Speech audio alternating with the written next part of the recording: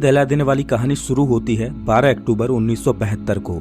South America के यूरुग्वाई देश से एक चार्टर्ड प्लेन उड़ान भरता है जिसको चिली देश की राजधानी सैंटियागो में पहुंचना है।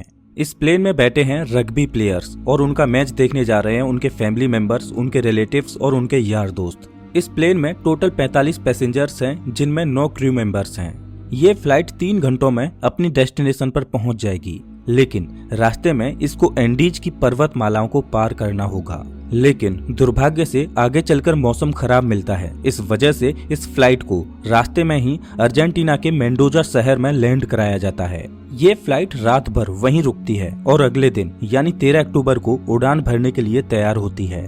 लेकिन परेशानी ये है कि अभी भी मौसम खराब। लेकिन अच्छी बात ये है कि इस फ्लाइट का जो पायलट है वो इस रूट से पहले भी 29 बार उड़ान भर चुका है। इस वजह से उसे पूरा आइडिया है कि इन एंडीज की पहाड़ियों को कैसे पार करना है। पायलट के कॉन्फिडेंस की वजह से ये फ्लाइट 13 अक्टूबर को दोपहर के 2:18 पर फिर से उड़ान भरती है। यहाँ से सैंटियागो पहुँचने में सिर्फ 1 घंटे का रास्ता बचा है और पायलट को पूरा भरोसा है कि 1 घंटे के बाद वो सही सलामत सैंटियागो में पहुँच जाएंगे। ये प्लेन करीब 18,000 फीट के एल्टीट्यूड पर उड़ रहा था और धीरे धीरे एंडीज की पहाड़ियों को पार करता जा रहा था। लेकिन आगे चलकर मौसम और खराब होता गया, जिस वजह से विजिबिलिटी और कम हो गई और पायलट को आगे कुछ भी दिखाई नहीं दे रहा था। अगर मौसम साफ होता तो पायलट आसपास की पहाड़ियों को देखकर आइडिया लगा लेता कि प्लेन कहाँ है।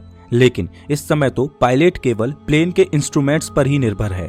अब क्योंकि पायलट को पता था कि वो 1 घंटे में सैंटियागो पहुंच जाएंगे, इसीलिए वो अपनी लोकेशन का रफ आकलन करता रहा और 1 घंटे के बाद जब उसे लगा कि उसने एंडीज की पहाड़ियों को पार कर लिया है तो उसने सैंटियागो एयरपोर्ट पर एटीसी से प्लेन को लैंड कराने की अनुमति मांगी। एटीसी ने पूछा कि क्या आपने एंडीज की पहाड़ियों को पार कर लिया है? तो पायलट ने कहा कि हाँ, उन्होंने एंडीज की पहाड़ियों को पार कर लिया है। एटीसी भी पायलट द्वारा दी गई लोकेशन पर ही निर्भर थी, तो एटीसी ने प्लेन को लैंड कराने की परमिशन दे दी और पायलट से कहा कि आप प्लेन को 11,500 फीट के एल्टीट्यूड पर ले आओ। 3:21 पर पायलट प्लेन के एल्टीट्यूड को धीरे धीरे घटाने लगा। जैसे ही प्लेन नीचे आता है